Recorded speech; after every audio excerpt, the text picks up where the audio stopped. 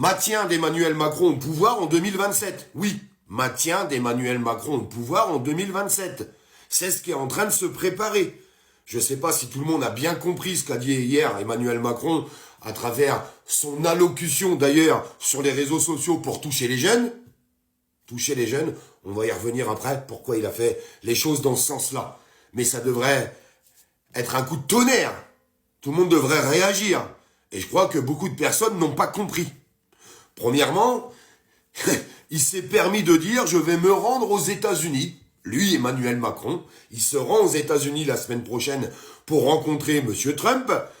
Et il a carrément dit « je vais lui expliquer, moi, ce qu'il faut qu'il fasse ». C'est une blague. Et tout ça, il vous le dit en même temps, en montrant une carte de l'Ukraine à l'envers. Il est quand même très fort, ce mec, hein. Ah, il est balèze. Ah, il est balèze. Toi, Emmanuel Macron, tu vas aller expliquer à Donald Trump ce qu'il faut dire et ce qu'il faut faire.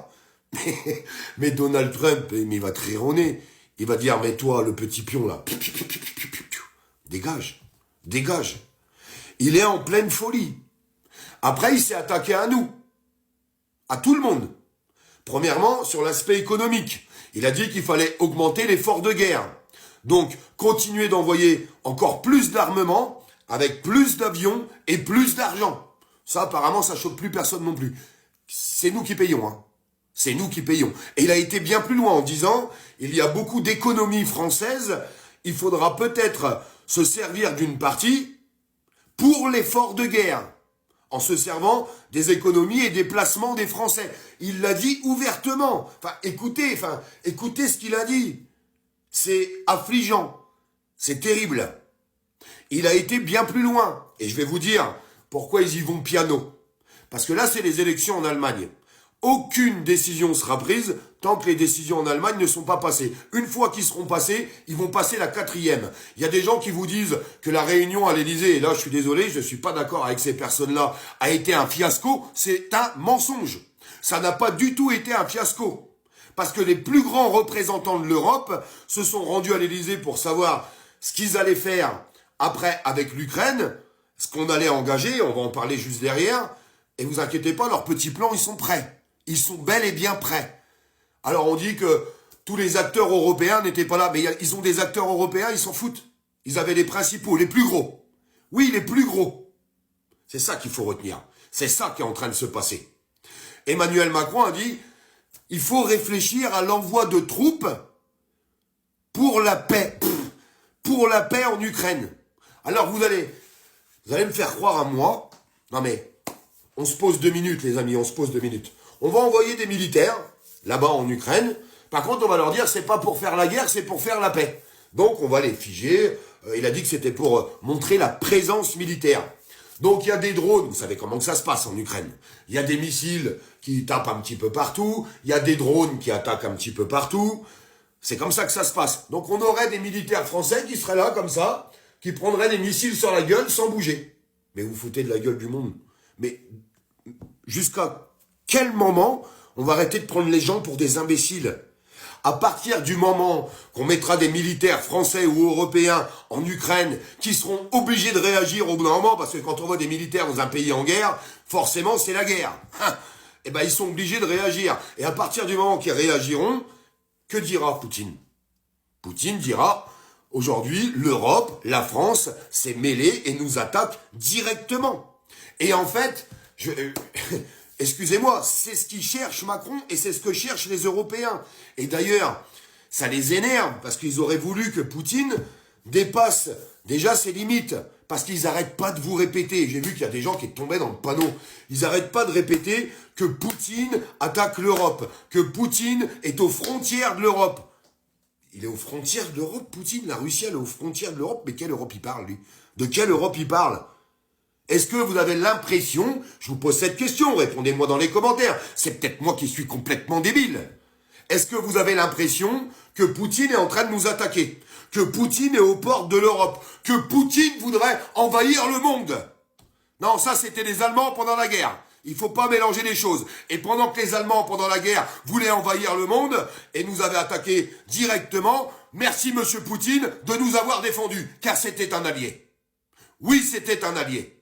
Donc, tous ces mensonges où on essaye de faire peur à la population, aux Français, en essayant de nous expliquer que c'est Poutine qui est en train de nous attaquer, c'est un mensonge pur et simple.